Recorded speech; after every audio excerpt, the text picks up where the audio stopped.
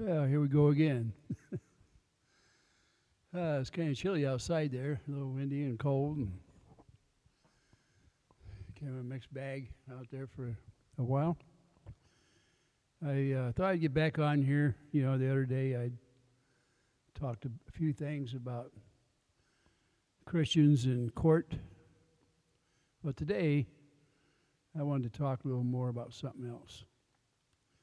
And that would be if you're a Christian, if you claim to be a Christian, and if you claim to have been a minister out preaching the gospel,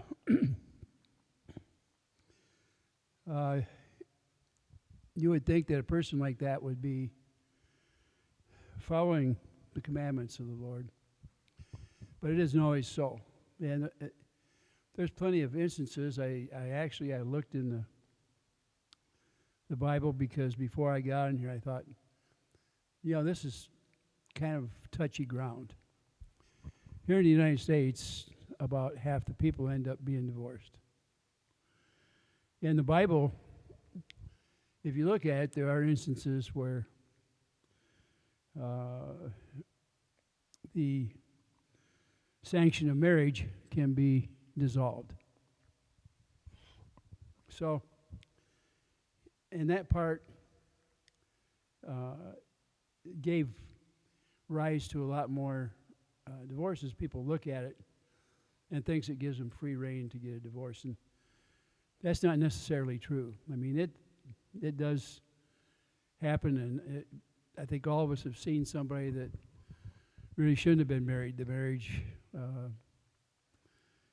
was not a good one, and either one or the other was a bad person or both, and of course the children suffer in a family like that, unfortunately. But when you have somebody out there that pats herself on the back and keeps talking about their beliefs and how they were raised in a very religious family, it gives you pause when you think, oh, this person, not only are they divorced, but they're actually living with another divorcee. And, you know, the Bible is actually in Revelations, it does talk about living in that condition, that you will suffer a second death in the lake of fire. Now, there's probably a dozen different scripture parts that talk about living in sin without the sanctity of marriage. And in today's world, it's not uncommon. Like I say, half the people have been divorced. And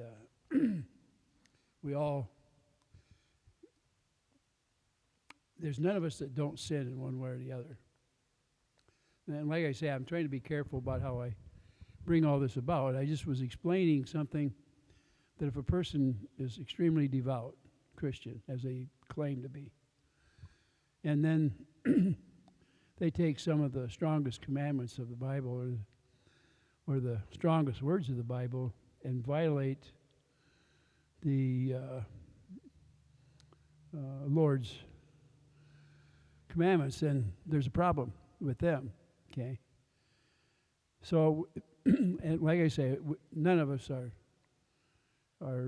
free of sin, and although a lot of us like to think there's lesser sins or greater sins or whatever it is, a sin is still that. So getting past that part, and the sin of lawsuits, that's very serious, because when that happens, the person that is taking another person to the court of man is doing that without the faith, without the backing of the Lord. The Lord is very explicit about it. And so they're doing that without the sanction of the church when they do something like that. And I also covered the part about what if they are non-Christian, then the Christian takes them to court. Same thing still applies. Excuse me. My throat's a little dry for some reason today. Don't know why.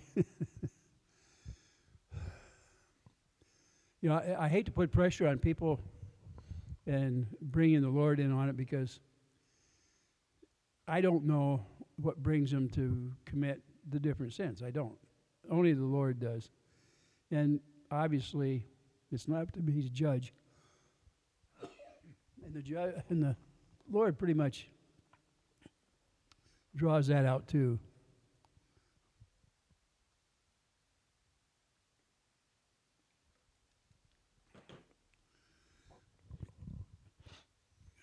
We can only take it so far. But I sometimes wonder if somebody's going to get on a pulpit, and I'm not talking about necessarily a real one, but to get up and preach about things. I think they should be careful about how they step on it.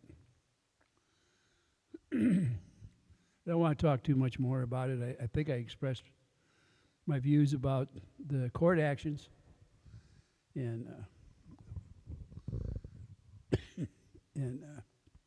what happens when a Christian chooses to violate the Lord and go ahead and take another person to court without taking it before the church. But then we understand that maybe the person who's doing that no longer goes to church or believes in sitting and listening to another minister talk of the word of the Lord. Okay, we have a lot of people out there, for whatever reasons, try to find their way around or to the sins that they commit, and they can live with it a lot of times in their own mind. But I would caution them the fact that the Lord sees everything, and the day of judgment will come. You will see that.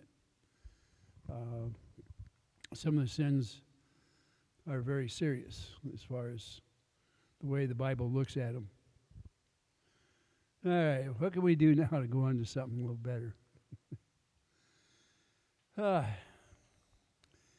It seems like things have been somewhat quiet out there. I noticed that, well, I should notice.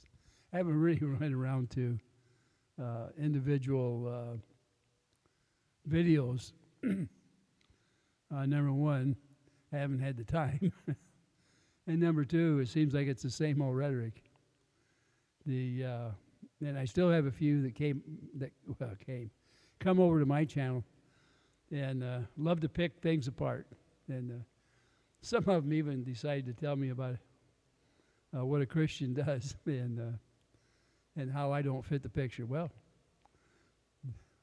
I hope you don't broadcast too much about judging me on that. I lead a pretty docile life. Fact is, I don't drink, I don't smoke, I don't chew. There was a time where I did, and I'm paying for it. It goes to show you, if you do something to the Lord's temple, your body belongs to the Lord, by the way, that there's going to be retributions for it. And if you did like I did and smoke, your chances of a relaxing life will be brought to a short end. And I realized my mistakes way too late. I had to wait till a doctor told me how bad it was before I changed my ways. By the way, I haven't had a cigarette since April of 1987, so that's been a while. But like I say, it was too late. I was already diagnosed with lung problems, and the problem was that before that, I had problems with things like hay fever and asthma. So when you have those problems and you smoke on top of it, each cigarette is like a nail in your coffin.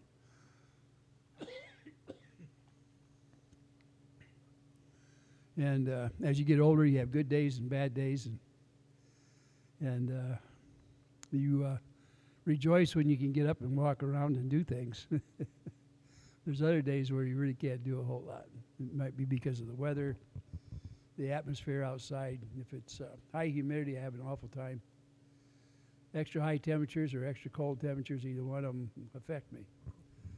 That's why the garage out here, I keep it at a pretty constant temperature year-round.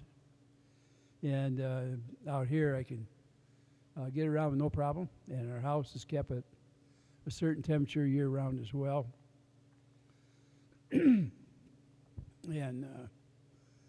that's, well, that's what I've had to do. That's my punishment for having smoked when I shouldn't have. Knew better. I was told I shouldn't, way back when I first started. So bullheadedness will take its toll. Let's see what else we got. I did watch Two Leaves in a Pod. I started it last night, finished it up this morning. I did look at Thomas Collins out there, Country Life. He had a good video, so I'd say that all of you that know Thomas out there, go ahead and take a look at his channel. Road King. He's on number 5 on his channel for videos. All his videos are great. You're going to love that guy. So all you got to do is type Road King in there. It'll take you right there. Doesn't take anything special to get there. Boom, you're there. Pretty soothing to listen. And down to the point, and away it goes. Oh, I guess, well, matter of fact, I watched Get Swamped early yesterday, and it was a video from the day before that. And they had a little accident out there at the sanctuary. Boy, I think it was Dave that almost got taken out with a pretty good-sized log. The good Lord had to be looking out for him. But I think he got out of it without getting a scratch on him. So, Dave, I'm glad you did well. And Robbie, I'm glad there was no accidents on your sanctuary out there that were life-threatening. But, boy, that was a close call. You know, Robbie's out there doing a lot of work on his place. He's kind of, since the hurricane, he's trying to revamp things and bring them up to date. Really looks nice around there. I think he got all his fences fixed quite a while ago. Boy, I'm still having trouble. Whew. Let's see. I did look at a little bit of Guapo's channel. He had some eye-opening text on his phone that he showed. And it wouldn't hurt you to go over there and look at his channel. It was one of his live shows, I believe. And he did show the text on his phone. I know that a lot of you that follow Jeremy, you don't believe what you see and you don't believe what you hear about him. But him and Guapo worked together for a number of years. And they know each other better than anybody out there does. And I completely believe Guapo when he showed the text. He doesn't doctor things. He shows the whole thing, not half of it. He's been attacked continuously, and he didn't even realize it, but it's been at least a year of this person turned him into the department over his auctions. By the way, that's not Christian either, to be doing things like that, just letting you know. So I understand why Guapo is fighting back, and he's doing it considering it's fight fire with fire. I don't want to get too much wrapped up in that because whatever the legalities are there that Guapo is involved in are strictly his, and since I don't know much about it, I don't want to muddy the water for him. He's got a cool head. He'll do what he has to do, I'm sure. Oh, what else we got here? I think that's about it. I have a lot of people that claim they. I'm just not going to say it. I'm going to let you judge. When you see a comment down there in my comment section that doesn't seem to ring true, it probably isn't. You know, I've got so many people coming in there, and I try to keep it as cleaned up as I can. And even though I mark this, it's not for children. Sometimes I don't catch some of the words before I can eliminate the comment or the meanings that are in there. Some of them are pretty nasty. And I try not to leave those type of remarks in anybody's video, but it seems that some like to come here and dump a load of you know what. It's unfortunate, and I don't mind opinion from time to time. I just like them to keep it cleaned up if they can. But other than that, that's it. So I'll see you later. Have a good day. Ta-ta.